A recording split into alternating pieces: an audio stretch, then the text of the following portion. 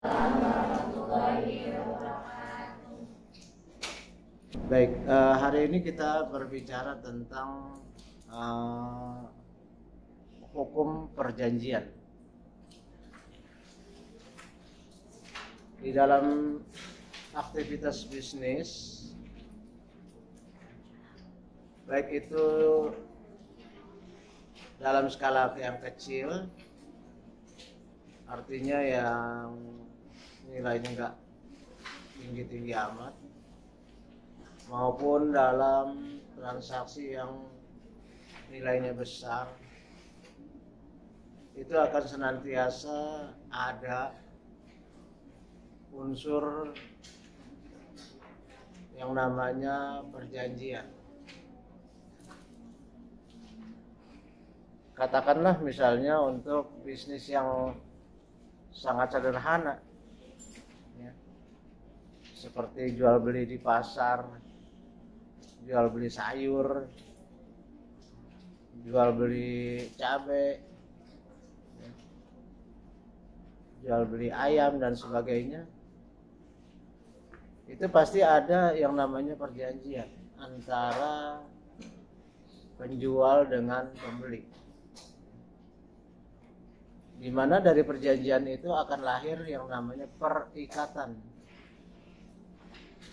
Artinya karena mereka saling berjanji, maka mereka akan menjadi saling terikat.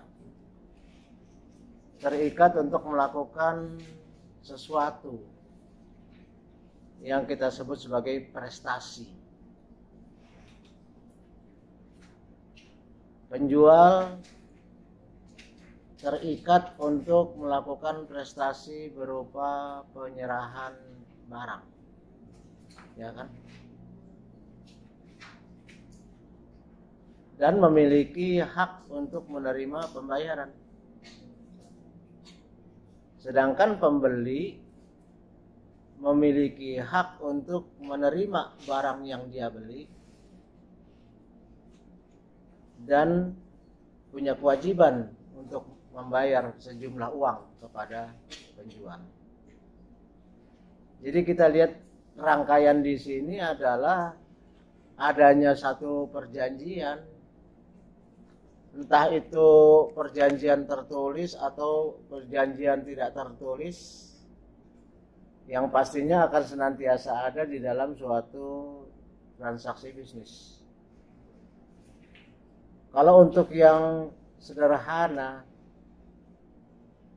seperti saya sebutkan tadi, jual beli sayur, jual beli bumbu masak, jual beli ayam, tentu tidak ada perjanjian yang bentuknya tertulis. Tidak mungkin mereka membuat dokumen tertulis hanya untuk beli cabai 5.000, ayam seekor, kan nggak mungkin. Tapi tetap saja kan ada perjanjian itu, meskipun mereka tidak secara lisan maupun tulisan membuatnya. Ya.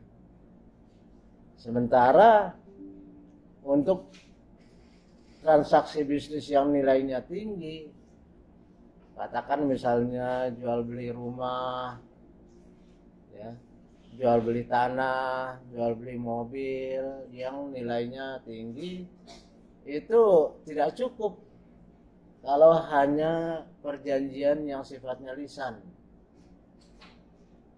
Karena suatu perjanjian yang kita sebutkan tadi memiliki faktor hak dan kewajiban bagi kedua belah pihak, itu memiliki resiko adanya wan prestasi,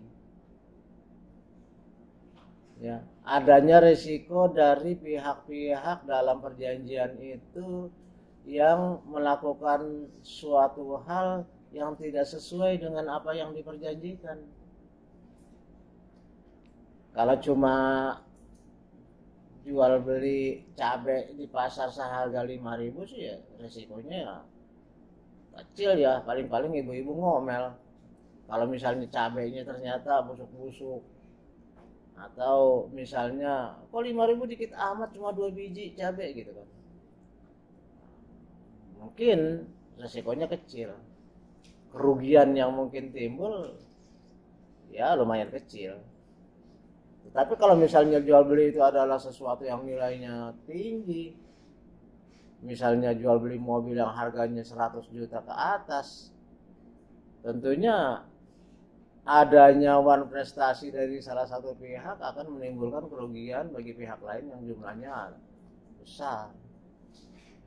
Misalnya mobilnya ternyata tidak beroperasi dengan baik, remnya blong, ya, atau kilometernya sudah sangat tinggi, atau AC-nya tidak dingin dan sebagainya.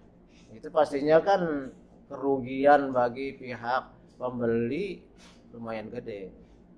Ya.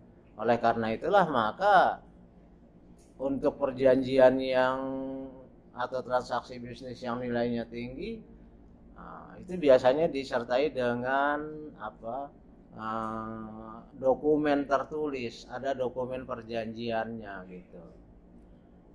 Apalagi kalau misalnya suatu transaksinya itu nilainya juga sangat besar, katakanlah membeli sebidang tanah, ya, sebidang tanah dengan luas sekian ratus meter atau mungkin malah 1 hektar lebih, ya sudah pasti resikonya akan sangat besar.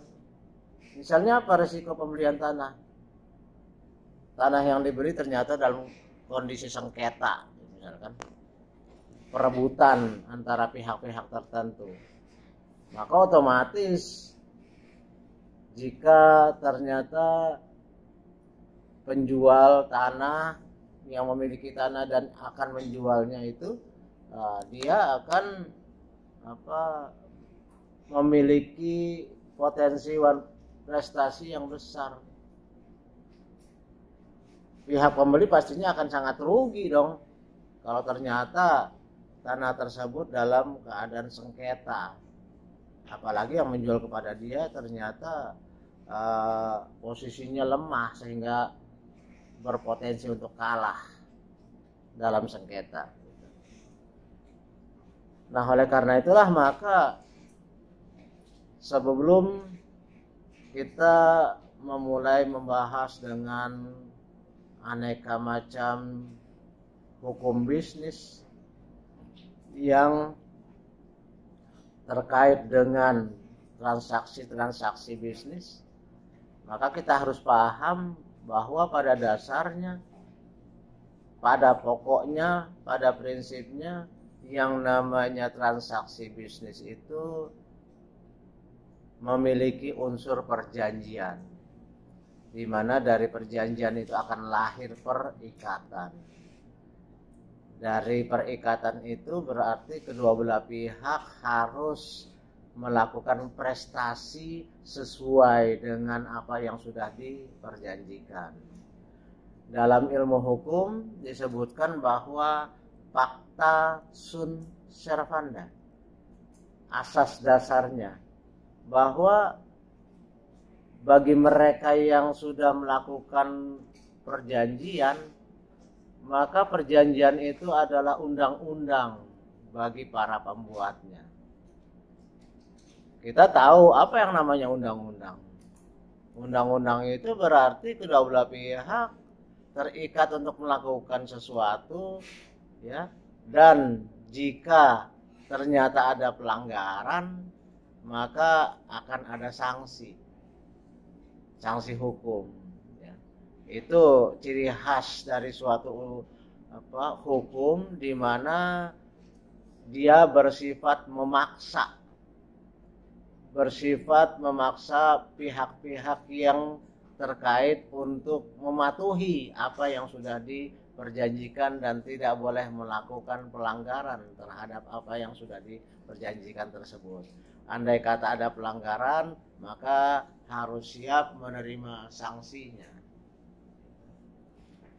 Oke, jadi asas dasarnya adalah pacta sunt servanda. Bagi mereka yang melakukan perjanjian, itu adalah undang-undang yang harus dipenuhi, ya, yang harus dipatuhi. Kalau tidak, mereka akan mendapatkan sanksi. uh, perjanjian di dalam bisnis itu memiliki beberapa sifat, ya, memiliki beberapa karakter. Karakter yang pertama dari suatu perjanjian, dia itu adalah, ya, berdasarkan kesepakatan. Jadi mereka-mereka yang terlibat di dalam perjanjian itu setuju dengan apa yang mereka perjanjikan. Jadi dengan demikian tidak boleh ada suatu perjanjian yang sifatnya mengintimidasi orang lain, menipu pihak lain, mengelabui, ya, ataupun hal-hal lain yang diperkirakan nantinya akan merugikan salah satu pihak. Maka kalau misalnya kita bersepakat terhadap suatu perjanjian, berarti kita tahu persis apa isi perjanjian itu. Jangan sampai nanti ternyata kita merasa terkecoh, ya, terhadap yang diperjanjikan. Kayak tadi tuh, jual beli mobil, maka pihak penjual maupun pihak pembeli tahu persis kondisi mobilnya. Itu mobil merek apa, keluaran tahun berapa, kondisinya bagaimana, kilometernya berapa, ya kan? Semua spare partnya bagus, beroperasi secara maksimal dan sebagainya. Kedua belah pihak harus tahu persis. Jadi pihak penjual nggak boleh umpet-umpetin. Ada kerusakan di salah satu komponennya, lalu kemudian dia sembunyikan, sehingga nanti ketika dipakai ada gangguan. Itu berarti ada unsur penipuan, pengelabuan. Selanjutnya, berdasarkan asas kesepakatan tersebut, berarti kedua belah pihak bebas untuk melakukan perjanjian apa saja. Bebas untuk membuat perjanjian yang bentuknya apapun, mau perjanjian yang sederhana maupun perjanjian yang sifatnya complicated, lengkap, ya, itu terserah mereka,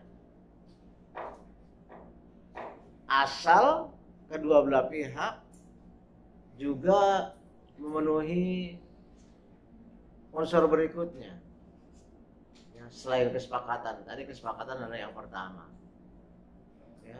Yang kedua, unsur dari suatu perjanjian yang dianggap sah dan mengikat adalah kedua belah pihak itu cakap atau kompeten, bukan cakep, bukan cantik, tapi kompeten. Kompeten artinya kedua belah pihak harus memenuhi persyaratan-persyaratan tertentu. Misalnya apa? Satu, kedua belah pihak itu dianggap cakep jika mereka sudah memiliki usia yang dianggap dewasa, ya, dewasa untuk bisa melakukan perbuatan hukum. Artinya anak-anak nggak boleh bikin perjanjian transaksi bisnis. Anak-anak di bawah umur nggak boleh, karena usianya belum cukup. Atau usia sudah cukup tapi terlalu tua juga sehingga udah pikun. Jadi dilihat dari usia itu akan menentukan apakah perjanjian yang dibuat itu sah atau tidak, mengikat atau tidak secara hukum. Dilihat dari unsur umur. Cakep juga selain unsur umur, itu bisa dilihat dari kesehatan mental. Artinya kalau seseorang itu meskipun umurnya sudah cukup di atas 21, batasnya 21 ya. Dianggap cakap itu kalau 21 ke atas. 21 ke bawah belum bisa melakukan perbuatan hukum. 21 ke atas baru bisa. Walaupun orang itu memiliki usia yang cukup, sudah 21 ke atas, tapi ternyata dia memiliki cacat mental, memiliki kelainan jiwa, maka nggak boleh bikin perjanjian yang mengikat secara hukum meskipun umurnya cukup. Jadi mentalnya orang yang membuat kesepakatan itu harus mental yang sehat gitu. Dengan demikian kita lihat itu dia adalah umurnya cukup, mentalnya sehat. Mentalnya sehat itu apa sih? Misalnya yang tidak memenuhi syarat, ya katakanlah autis gitu ya, orang apa yang terkebelakang, atau ODGJ, orang dengan gangguan jiwa, atau orang sehat tapi dalam keadaan mabok, nggak boleh. Lagi mabok bikin perjanjian nggak sah. Karena apa? Dia tidak bisa mengontrol pikirannya pada saat itu, sehingga di luar kendali, dianggap bahwa perbuatannya itu adalah di luar kesadaran karena lagi mabok. Jadi meskipun dia orang yang sehat, tapi kalau lagi mabok gitu, lagi tenggeng istilahnya gitu, nggak boleh bikin perjanjian. Oke, jadi tadi kita sebutkan dilihat dari sisi umur, kemudian dari kesehatan mental. Ya. Yang ketiga juga dilihat dari sisi kompetensi. Orang boleh melakukan transaksi bisnis perdagangan misalnya kalau barang yang diperjualbelikan adalah memang milik dia. Ya. Saya lihat HP kamu nganggur, saya jual gitu kan nggak boleh. Saya ambil, saya jual gitu kan. Karena apa? Karena bukan saya yang punya. Kecuali kamu ngasih kuasa pada saya untuk menjualkan kan gitu ya. Itulah sebabnya kemudian kalau ada kemalingan terus kemudian diberikan kepada orang lain, dijual kepada orang lain alias penadah, ya dua-duanya kena. Iya kan?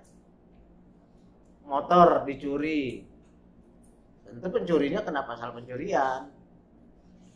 Tetapi dijual kepada pihak lain. Ya. Pihak lainnya kemudian tahu bahwa itu barang curian, tapi karena harganya murah, meskipun bodong alias nggak ada surat-suratnya, masa orang maling minta surat-suratnya, kan nggak mungkin ya. Nah, berarti kemudian si penadah juga akan kena pasal penadahan barang curian. Karena apa? Ya karena yang jual tadi bukan orang yang kompeten, bukan orang yang punya hak untuk menjualkan barang tersebut.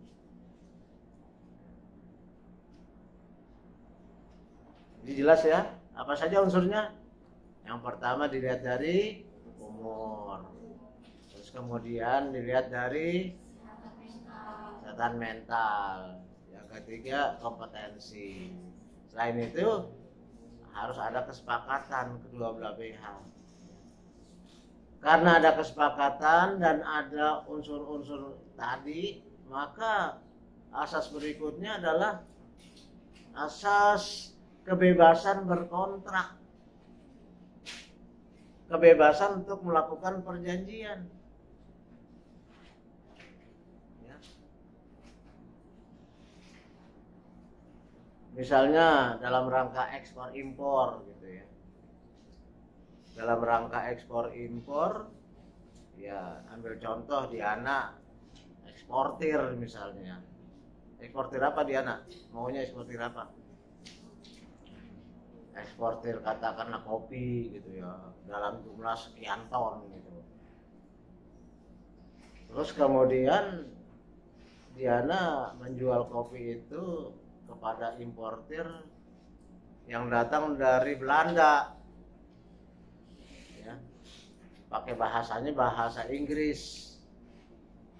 Diana orang Indonesia, pakai eksportir, lalu kemudian dia dapat pembeli dari Belanda pakai bahasa Inggris. Kan kemungkinan perjanjian tertulisnya dipakai dalam bentuk apa, bahasa apa? Bisa bahasa Inggris, bisa bahasa Indonesia, atau bahasa Belanda kan kemungkinannya.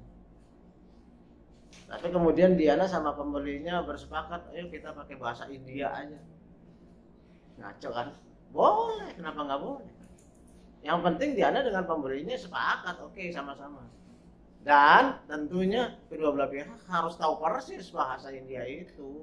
Kalau kedua belah pihak memang paham benar dengan bahasa Belanda, bahasa India, istilah-istilahnya, silakan, itu asas kebebasan.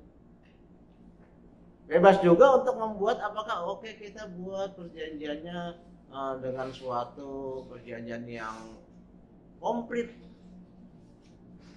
melengkapi semua-muanya, atau hanya perjanjian sederhana yang berupa Memorandum of Understanding, MOU, atau hanya berupa PO. PO juga kontrak juga, itu purchase order, pesanan,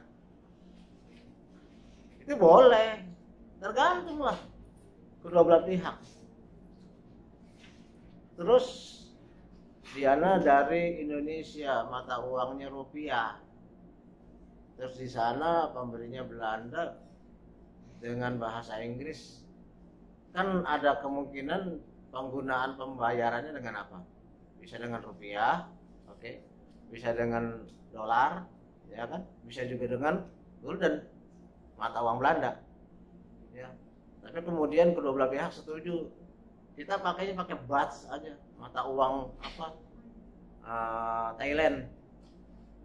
Masih makin kesana kemari itu perjanjiannya, udah pakai bahasanya India gitu, kemudian pakai ini mata uang bahts lagi, padahal orangnya sama sekali nggak terkait dengan itu. Tapi kalau mereka memang setuju, why not, kenapa? Yang penting ada kesepakatan, kedua belah pihak cakap, oke?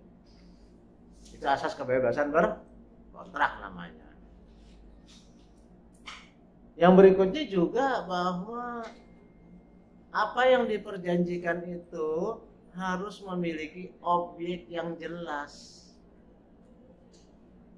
Harus punya objek yang jelas.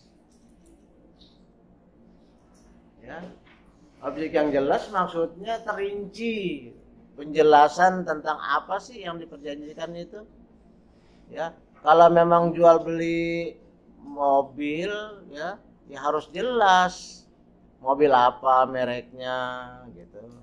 Kalau memang jual beli kopi tadi, kita ambil contoh Diana, kopi apa? Kopi kan banyak, ada kopi robusta, ya, dan macam-macam kopi yang lain. Berarti harus terinci. Selain jenisnya, juga berapa banyak. Ya, harus terinci yang diperjualbelikan itu dalam rangka ekspor impor berapa banyak. Hanya ya katakanlah 10 ton, 10 kontainer, antara Diana jual beli kopinya 10 kontainer dengan orang Belanda itu. Ya. Atau jual belinya hanya satu saset. Satu saset kopi apa itu? Kopiko ya. Masa cuma satu saset aja pakai ekspor impor, repot amat. Tapi yang penting bahwa objeknya adalah jelas. Kopinya, nama barangnya kopi, ya. Terus kemudian jenisnya apa, berapa banyaknya, kualitasnya, kan namanya barang kan beda-beda, ada grade A, ada grade B, grade C dan sebagainya. Terus kopi juga kan bisa juga kopi dalam bentuk masih biji kan bisa ya, biji-biji kopi, green bean, atau yang sudah jadi serbuk kopi, ya, atau juga bisa yang juga sudah digongseng, ya, kopinya yang sudah digongseng itu istilahnya Bapak, ya, tergantung lah. Terus kemudian harganya, terinci juga harganya. Kalau sekian ton, nah berarti harus diperhitungkan harga 1 tonnya berapa, ya. Terus kemudian jumlahnya, totalnya, seluruhnya itu harganya berapa. Misalnya belinya 10 ton, kalau 1 ton sekian, 10 ton ya sekian gitu. Jadi harus terinci harganya. Objeknya jelas. Kemudian apa lagi? Selain objeknya jelas juga ada time of delivery-nya. Kapan waktu penyerahannya itu? Apalagi kalau katakanlah Diana dengan pembelinya itu dalam rangka ekspor impor, berarti kan harus dikirim melalui suatu shipping company, suatu kargo, suatu transportasi. Apakah melalui laut atau udara? Kalau pakai kontainer ya pasti laut, ya kan. Apalagi 10 kontainer pakai udara, amblok tuh nanti, ya kan. Kalau yang pesawat udara biasanya kalau ekspornya itu katakanlah yang cepat busuk, barang-barang cepat busuk seperti buah gitu kan, itu pakai pesawat itu, ya. Sayur-sayuran tuh ekspor ke luar negeri biasanya pakai pesawat. Itu kalau barang-barang yang seperti mebel gitu, furniture ya, atau katakanlah barang-barang yang berat itu pakai laut. Kan lama perjalanan laut itu, dengan segala macam resiko juga kan,